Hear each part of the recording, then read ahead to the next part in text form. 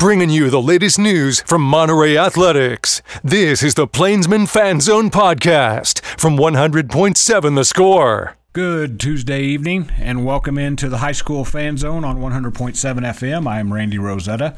We will be joined shortly by Monterey coach Judd Thrash, and I think he's bringing a player with him. We'll see. Ran into a little bit of traffic on the way over from 47th Street. So we'll jump into the Plainsman Fan Zone as soon as Judd gets here. Judd and mysterious guest, I'm not sure who it will be.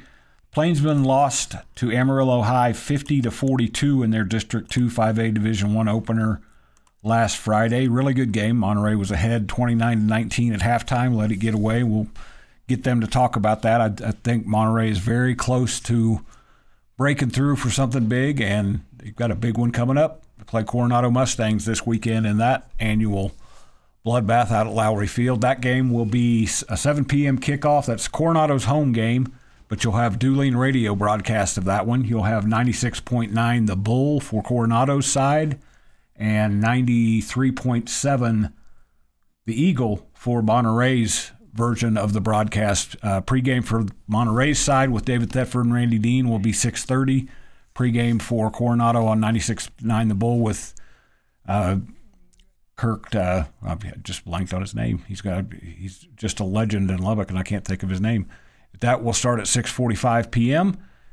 I am really looking forward to that. That's the game of the week on a local high school sports website, and be the first time I've covered it in a few years. There's been other big games that week that have drawn me away, but I'm looking forward to being there at Lowry Field and letting that one soak in, because it's a little bit earlier this year than they've played the last couple of years, and that one has pretty important early impact on the district race and playoff positioning, because you don't want to go 0-2 in a 7-team district, because that leaves you scrambling the rest of the way. You go 1-1, you gain a little bit of confidence, you start to kind of relax and just play football. Both are coming off of games where they played really well. Coronado lost to Tascosa 29-16, let it get away a little bit at the end, but had a lead at halftime, much like Monterey. And I mentioned Monterey had the lead. A lot of good football, I believe, ahead of those two. We'll run down the scores from last week besides those two. Friendship eked out a 35-34 win against Midland Christian. That one surprised me a little bit. Then talking to Jay Northcutt earlier this week, he kind of explained how Midland Christian approached things, kind of drained the clock quite a bit, and kept that high-powered Friendship offense on the sideline. Friendship offense still did its thing. Holden Phillips threw for 330 yards and 5 touchdowns, but they only ran 38 plays, which I told him I've seen Friendship run 38 plays in about 3 drives before. So great game plan for Midland Christian. They executed it really well and kept Friendship close. And just about they went for a 2-point conversion at the end. Friendship's defense came up with a stop, very similar to the Lubbock Cooper game against Friendship last year when that happened. Lubbock Cooper, speaking of, last Thursday night beat Plainview 30-17 in their District 2 Division 5 or 5A Division 2 district opener. Lubbock Cooper really controlled that from the beginning, had a rough first half penalty-wise and turnover-wise, and then adjusted. They're playing without Jackson Austin, who looks like he may be done for the season, unfortunately. Great dual-threat offensive guy for the Pirates, and he suffered an injury against Friendship. Suited up. They tried to get a play and tried to get him into the end zone the other night for his final touchdown of his high school career, possibly, and got wiped away by penalty, which was a little bit emblematic of the night. Let's see. Lubbock High was off last week. They played Thursday night against Tascosa in their district opener. Big one for them. Tascosa obviously coming off the win. Biggest game last week in Lubbock, I think, was Liberty getting their first ever win. Patriots beat Fort Stockton 35-28 and only got their first win. It was in their very first home game at Patriot Stadium. Quite a accomplishment for the young Patriots, who had started 0-4, had been close a couple of times, went back and forth with Monahans, and then really ran into a buzzsaw against Seminole the week before, but didn't let that faze them. They came out and played a really good game against what was an unbeaten Fort Stockton team and managed to get the win. Lubbock Christian, impressive at home, beat New Deal 46-7. Eagles, similar to Liberty, had a tough loss a few weeks before to a ranked team on the road in Stamford and have come back and really played well since then, beat Wellington and then manhandled New Deal. Trinity Christian kind of ran into the same fate as Lubbock Christian, went on the road and played a ranked team and lost at Stratford 30-12. I've not talked to Riley White. I'm curious to get his take on what happened. The Lions are kind of a work in progress, lost a lot of guys, but I have a hunch they'll make a run here and TAPS 1-5A before it's all said and done. I'm going to make sure I got everybody. The two 6-man teams in town won. Kingdom Prep and Christ the King both got impressive wins. I think that about wraps it up. We're coming up on a break here on the High School Fan Zone. Hopefully when we come back, we can jump into the Plainsman Fan Zone with Judd Thrash and a player that he brings with him. This is Randy Rosetta with 100.7 FM on the High School Fan Zone. Bringing you the latest news from Monterey Athletics. This is the Plainsman Fan Zone podcast from 100.7 The Score. Welcome back to 100.7 The Score. If you're watching on TV, you can see I am indeed joined by Monterey coach Judd Thrash and junior receiver, and anything else, or are you just a receiver? Receiver. That's plenty. Yes, Cam Taylor. So now we can jump in and say it's the Plainsman Fan Zone. Judd, I've said this before you got here.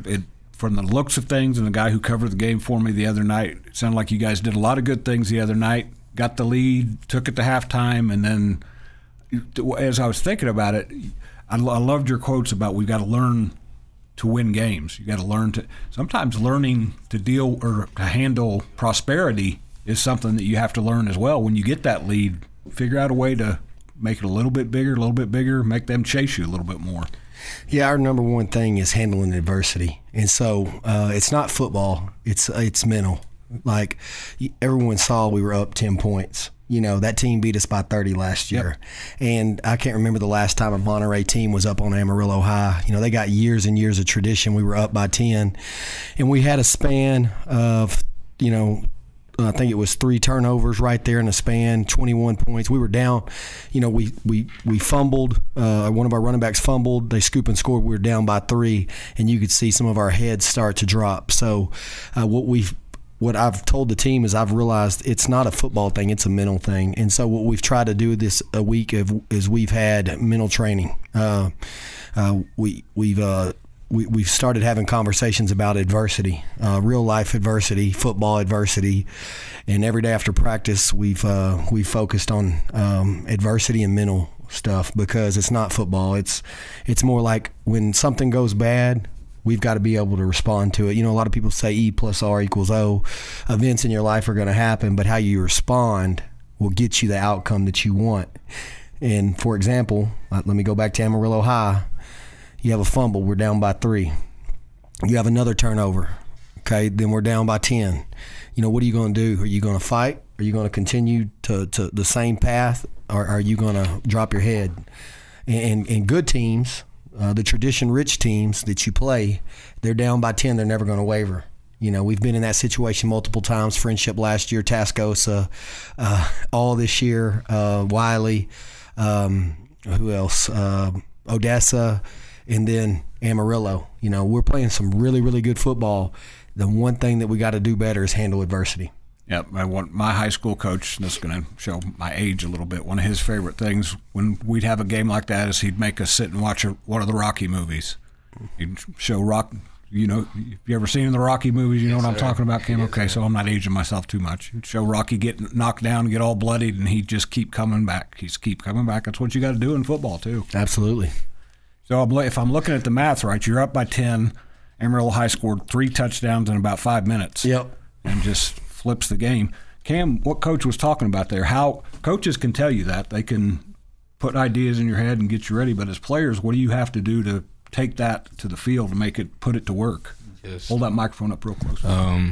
Just no matter what happens, just keep your head up and just keep playing your game, keep doing you, and just keep your teammates' head up and just tell them next play mentality, as Coach always tells us. That's just one thing that needs to stick in our mind from here on out, just next play mentality. Just keep going no matter what happens in the game. No matter what happens, no matter like when we fumbled, we still got to keep our head high. Just it's still a ball game. We still got to win. We still got to play to win, and just I'm gonna try math again here. You guys have scored 91 points in the last 2 games. Yes, sir. That's at some point that's got to equal the right outcome. If you're no doubt, we're putting up points. Offensively, Landon, Cam, Q Boyd, Luke, they're doing a great job. Des Williams, Kyrie, they're putting up points. Where you see on defense, sometimes we'll have some turnovers and we're giving up, for every time, we have a turnover, the other team scores or has a short field. So a lot of that equates to, it's been equating to 14 or 21. Every time we get a turnover, that possession, the next possession, we're not scoring. So we got to take advantages of our turnovers. And then when we do turn over the ball, we've got to bounce back and play great defense. And so, I'm proud of what Cam's done this year. Talking about Cam, he, Cam has come a long way. He in off season he got a lot better. He started late. He had an injury before football season started, and he wasn't shining like he normally does. And I just told him, I said, Cam, keep putting in the work. It's gonna come back. And sure enough, he's been working and it's come back. And he's doing a great job out there on the field. He's making some heck of catches. He's doing well and playing hard. We'll talk more about Cam. We'll talk a lot about Monterey Coronado coming up on Friday, 7 p.m. at Lowry Field, 96.9 the Bull and 93.7 the Eagle. Will have dueling broadcasts on that game. This is Randy Rosetta. We'll be right back with the Plainsman Fan Zone on 100.7 FM. Bringing you the latest news from Monterey Athletics. This is the Plainsman Fan Zone podcast from 100.7 The Score. Welcome back to the final segment of the Plainsman Fan Zone on 100.7 FM. I am Randy Rosetta. I'm with Judd Thrash, Monterey's third-year coach. If you're watching on TV, he's to my far left. I'm with Cam Taylor. Taylor, right? Yes, sir. I keep wanting to say Cam Williams. Who's Cam Williams? Is he somebody in town? I don't know. I think maybe he's a former basketball player. I think he played at that other school, that red and gold school, which you guys are seeing a lot of red and gold in your mind right now. Yeah. Because you got Coronado on Friday. Coach, when he got here, I remember we talking. I don't know if he had been introduced to the fact that it's a pretty feisty rivalry. I think he's realized it is now. Yeah. And I asked you during the break. You know a lot of these guys. There's not a lot of strangers when you get out there on the field against Coronado, is there? Yeah, that makes it more hype. Like, it gets us more excited for the game. Makes us we know it's gonna be very intense, but it's gonna make it more intense. Well, I'm gonna let Coach talk about this because you have to measure that, because this is a big game for not just the rivalry's sake, but this is still very early in the district season. Both teams played well last week, lost halftime leads, but took some steps in the right direction. So, Judd, how important is this game in terms of finding a way to get where you guys want to get here in a few weeks? This week, we said it's composure week. It's about us. Last year I felt like we got too emotional in this game, and so none of this is just an ordinary game for us. We're focused on us. We're focused on getting better, and we're focused on keeping it about us. It's like I told the guys, we're not going to do social media. We're not going to do all that. We're going to be composed, and we're going to have composure this week, and we're not going to be emotional. We're going to play our game. And so that's what this week is about for us. It's about composure and respecting our opponent, and keeping it about us and correct the things that we need to correct.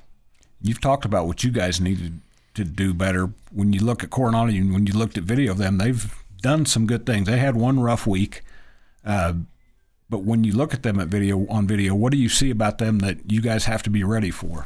Offensively, they have a good quarterback. He does a great job operating. They got a good tight end, Dom, and Alan Gann is good. Come in every once in a while, play some offense. Finch, I think is his name. He does a good job running the ball. He's a tough runner. We'll have to swarm the football. They've got some good receivers. They got good skill. So we got to tackle well, run to the football, and execute what we do on defense. And then defensively, their linebacker's a good player. He was there last year, inside linebacker. I think his last name's Washington. Zay Washington. He does a good job for him. Gant does a good job for him at safety. Those are the two that stand out. But I just feel like we just got to go out and play our game and execute, our calls on defense and execute our calls on offense. This one turned into a kind of a defensive slobber knocker last year. Went right down to the last couple of minutes. And if I ask you to say what it's going to look like, you and I can say, yeah, it's going to be defensive again. It'll end up being 50-49 or something like that. Cam, I know what you probably would like it to be. I'm guessing you would like it to be either a shootout or you guys get that offense going and your defense locks down. Yeah, I'm really hoping that, I would like it for it to be a shootout, but I'm really hoping for us to blow them out. I just got trust in my team. Feel like it's not going to be a close game, really. You, as a receiver, Coach mentioned a couple of their defensive backs. That's where one of their areas they're strong. Their defense is probably their strength to begin with. But Alan Gant, Abraham Ragland, a couple of guys that have been around for a while in the secondary. As a receiver, do you kind of get yourself hyped up, ready to kind of compete with guys like that? Yeah, like this past week, we went against some very good DBs. Yep. We went against some very good DBs and well-experienced DBs, but, I'm just going to do me every time I get on the field, and it don't matter who's in front of me, really. But, yeah. Coach told me that he had to kind of get you ready for this season because I don't know if you had just didn't know that you were ready, but he knew you were ready. Yeah, what have you done to get better as the years gone on? I know in the weight room I took it way more serious than I have in the past years because I knew I was going to be on the varsity and playing a big role in the offense. And I had went through an injury over the summer, and coming back it wasn't easy. Like the first week back, I threw up at practice. We have no video of that, so we won't show it. Yeah, I had threw up at practice first week back, and then ever since then it's just been a breeze for me. Really, I've been locked in ever since. Well, I have a feeling that Coronado and Monterey players are both going to be pretty locked in Friday night, 6 p.m. at Lowry Field. It's Coronado's homecoming, so they're going to have a little bit more swirling around them than usual. That will be on 96.9 The Bull and on 93.7 The Eagle. This is Randy Rosetta with 100.7 FM. We'll be back after the break with the Westerner Fan Zone.